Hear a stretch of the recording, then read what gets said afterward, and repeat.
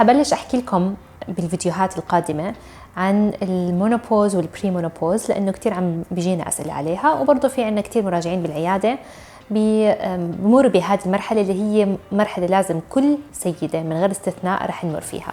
فالمرحلة ما قبل انقطاع الدورة الشهرية هي مرحلة حنمر فيها كلياتنا، وتختلف الأعمار. ممكن هاي المرحلة نمر فيها كنساء من عمر 35 ل50، تبدأ هذه المرحلة من عمر 35. فأنا بحب إنه دائما البنات والستات أنا أوعيهم قبل ما يصير الإشي، ويكونوا مستعدين قبل حدوث أي إشي، عشان يكونوا أول شيء مستعدين نفسيا وجسديا، ويعرفوا إنه هذا الإشي مش ضروري يكون معاناة، هو إشي تحصيل حاصل حيحصل بأجسامنا، ولكن نقدر إحنا نحب أجسامنا لو إنه عم بتمر بهاي المرحلة، ونكون مستعدين عشان ما نضلنا خايفين ومتوترين هيك رح يصير معنا وأثارها السلبية والصحية، ورح نتدمر نفسيا وفي عندها كتير أعراض مزعجة.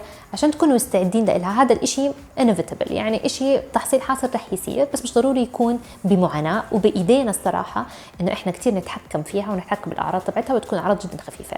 فمن الأشياء اللي بحب أعد الناس فيها، وسبيشالي الستات، واللي لاحظته عند أغلبية الناس، عندنا بروتين ديفيشنسي بأكلنا، ونقص بالبروتين اللي بناكله بطريقة كتير كبيرة. بس اسمع الناس بلش تحكي لي شو بتاكل خلال النهار، إذا باكلوا حصتين بروتين أو 3 حصص بوجبة واحدة من كل اليوم، وبقية اليوم ما في عندهم بروتين. والسبب الرئيسي لحدوث الأعراض الأجريسيف واللي إحنا بدنا نتجنبها والما بنحبها بالمونوبوز هي قلة البروتين في أكلنا. فمن هلأ لازم تكون البنات والسيدات تكون مستعدة وتكون مجهزة حالها تاكل بروتين كتير منيح بكل وجبة من وجباتها. فإحنا على الأقل في عنا إذا وجبتين ناكل باليوم، لازم بكل وجبة تكون very high in protein.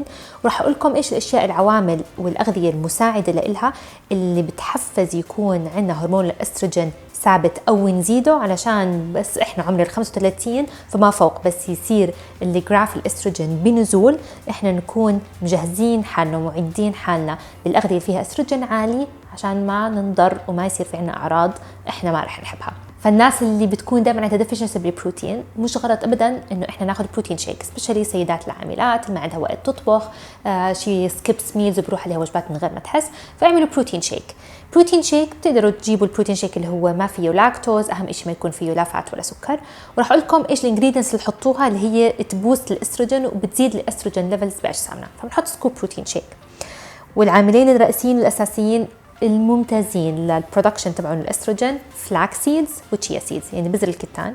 بحط معلقه من بذر الكتان بس لازم تكون مطحونه، ومعلقه من التشيا سيدز.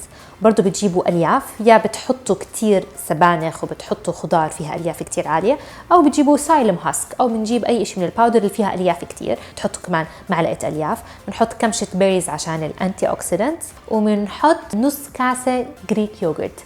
ليش؟ عشان البروبايوتكس وعلشان الكالسيوم الموجود باللبن. هدول كلياتهم تحطوهم مع مي، تحطوهم مع ثلج زي ما بدكم. وهذا البروتين شيك اساسي، فيه استروجين، فيه بروتين، فيه فاربز كتير عاليه، فيه انتي اوكسيدنتس كتير عاليه، فيه بروبايوتكس كتير عاليه. هذا اساسي لازم يتاخذ يوميا. فهذا البروتين شيك يا اما بدنا ناخذه الناس اللي ما بتقدر تاخذه بتوزيع خلال اليوم، تاخده لحاله، الفايبرز لحالها والسيدز لحالها والبيريز لحالها، وتضمن انها البروتينات عم تاخدها بوجبتين على الاقل وكميه كبيره.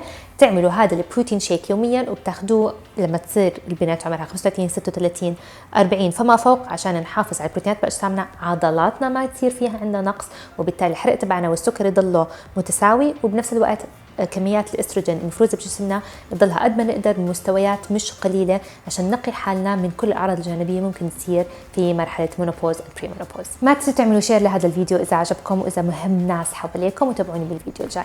سلام.